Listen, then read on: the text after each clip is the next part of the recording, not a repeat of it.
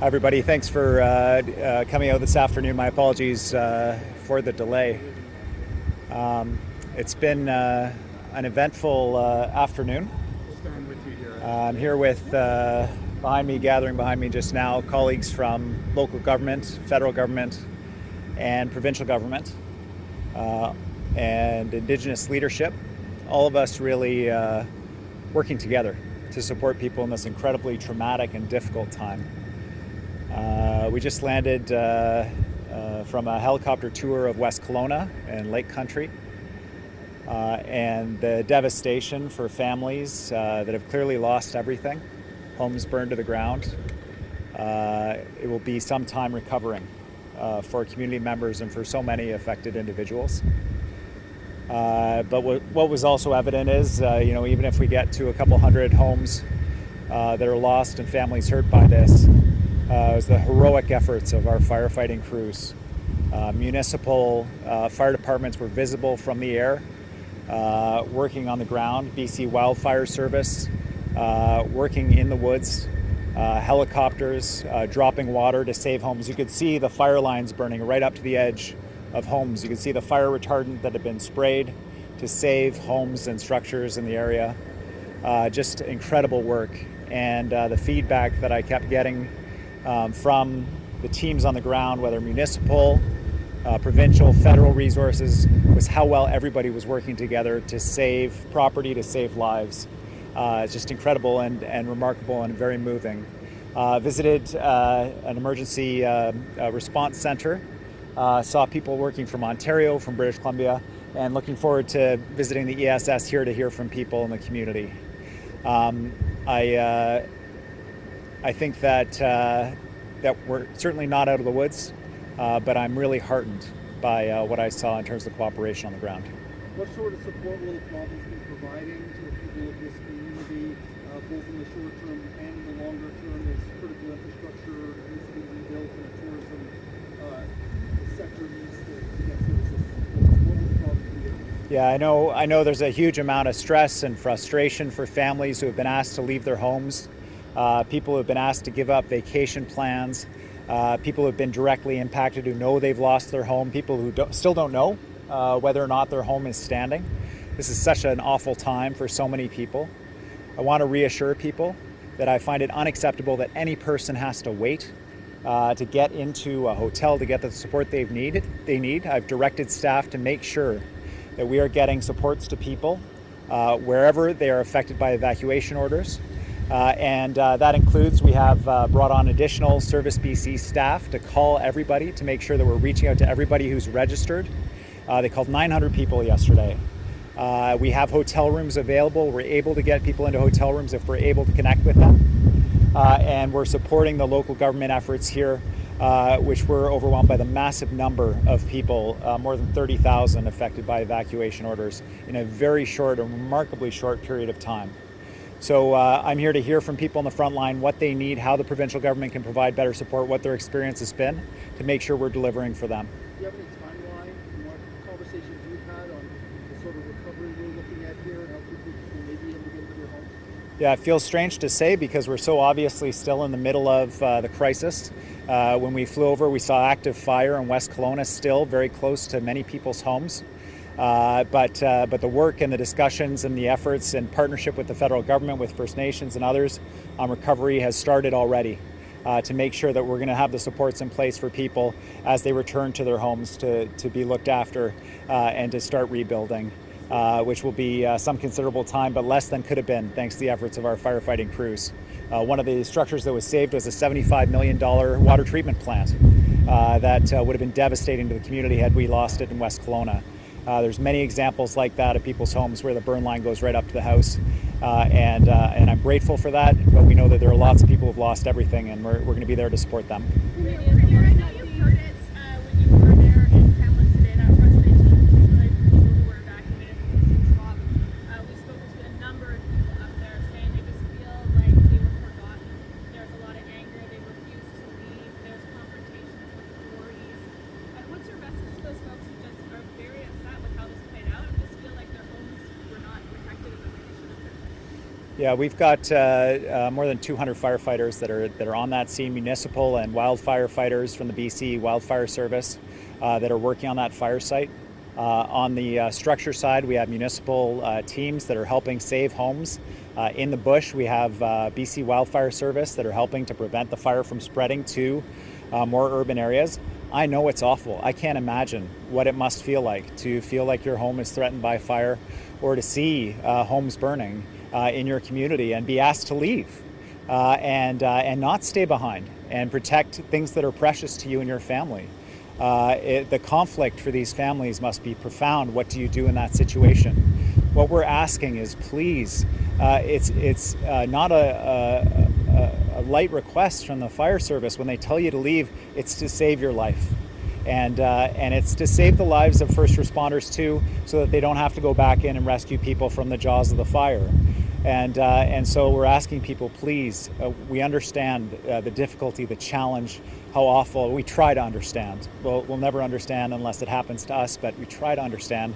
But please do listen to those first responders. We do need you to clear out of that area, and we need the lake to be clear. So if we get a chance to water bomb in that area, if the smoke clears, that we're able to seize it right away and not worry about boats being on the lake. It's just so important.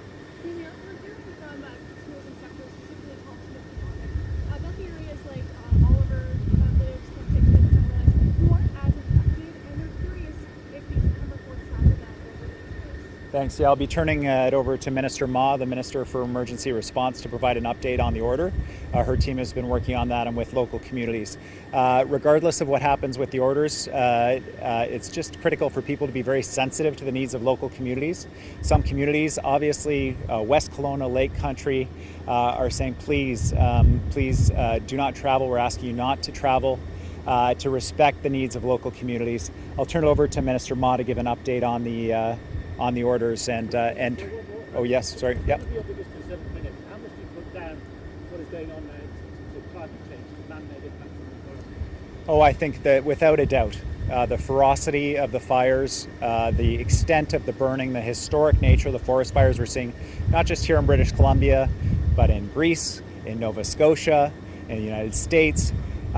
Just devastating fires that are clearly linked to human-caused climate change, and one of the reasons why our government is investing in climate preparedness to make sure that we're responsive. Why we have the Wildfire Service now, which used to be a seasonal force, working year-round, because the fire season is longer. It starts earlier, it goes later. We're in the fourth year of drought here in British Columbia that's making the fire so much worse. So it's a huge cause for concern that fire seasons like this are going to be more regular in British Columbia and other parts of Canada, and in areas that haven't seen forest fire like this before. I'll turn it over. Given what you just said about the changing climate, are people in this province and in other parts of Canada just simply going to have to get used to living with these types of catastrophes for the foreseeable future? Well, our government is taking steps to make sure that we're prepared for changing climate. We have a new ministry dedicated to not just emergency response, but also being prepared to prevent and to mitigate the impacts of these disasters when they happen. We are going to see more floods. We are going to see more forest fires. We are going to see rising ocean levels. And so to be prepared for that as a province, we're doing that work. We know the Government of Canada is also doing similar work along those lines, and it's absolutely critical. And it's things like building codes, making sure that we're ready, that it's fire resistant, flood ready, and it's also preparedness like having our wildfire crews on year round instead of just seasonally now. I'll turn it over to Minister Ma for an important announcement. Yes. Just a question. There's people are still waiting for an hotel right now after 5 days, after fires. So would you say that your government failed by helping them quickly? I say it's absolutely unacceptable that people have had to wait in their cars or have not been able to access hotel rooms. It's one of the reasons we put the emergency order in place, to make sure that hotel rooms are available for firefighters and for evacuees. We don't want people sleeping in their cars. We don't want them staying in large communal response centers. We want them to have some dignity in their moments of stress and tragedy, which is why we're doing this work. We have provided additional support in the form of Service BC employees calling through everybody who's registered to make sure. We've waived requirements for administration to get people into hotel rooms. It is absolutely unacceptable that people would have to wait, and I've made that very clear to staff, and they are working to ensure that's true. The people are waiting here for registration before, and they're not waiting, just is the second step in hotels. So people say it's very long. They come here a few times a day to wait. So Yes. the problem seems to be here at the registration center. Yeah, we had 30,000 people under evacuation notice in a period of about 24 hours, and it's a massive impact. And still, it's not acceptable that people wait. So I'm going to be going into the ESS. I'll be talking to people, making sure that we're responding to what they need. Remy, what about setting up a framework for volunteers and members of the community, like in the Shuswap, to defend their own properties? That's what they've been doing. So. Yeah. There's certainly opportunity for us to leverage community resources, First Nations, volunteers, and others. It's something that Australia does very well. We're constantly looking at ways to improve and expand our wildfire service response. Now, just before you wrap up, Minister Ma does have an important announcement to make in relation to the order that I would like for you to catch for your viewers and listeners, please.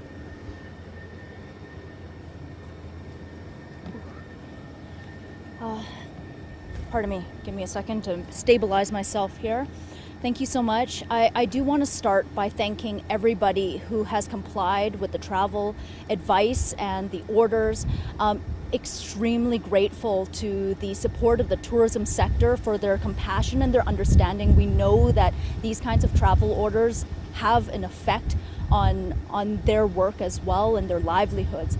I'm pleased to share that the emergency travel accommodation order has had the desired effect that we needed, opening thousands of hotel rooms up for first responders, for evacuees, for critical response personnel to be housed and in order to support people here and across the region in the wildfire response.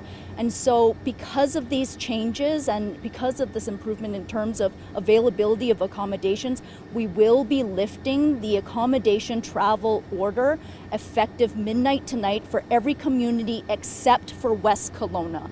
Please do note that that travel accommodation emergency order will still apply in West Kelowna. We know that communities right across the interior are very, let's try that again. We know that communities right across the interior are looking forward to welcoming tourists back into their communities. Communities like the city of Kelowna is open for business for people to visit. However, we do ask that all travelers be very mindful that there are still fire-affected communities. So we have heard from communities like this West Kelowna in particular, Lake Country and the Shuswap, that now is not the time to visit them.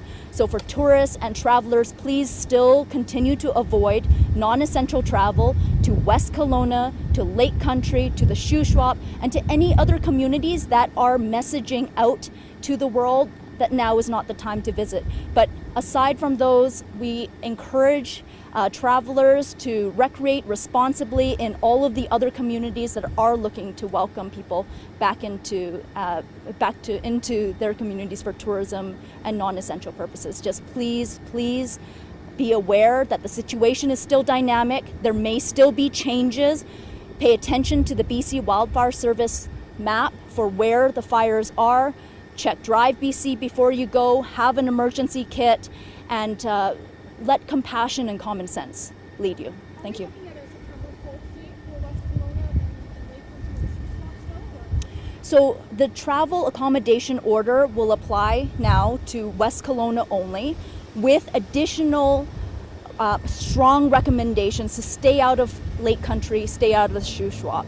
That order currently expires September 4th, but we are working very closely with communities to be as agile as possible. We will only keep the order on for as long as it is necessary. So it is possible that we will remove it earlier, and if, knock on wood, situations change, we may expand it as well. It really does depend on the situation, the wildfire situation in the region.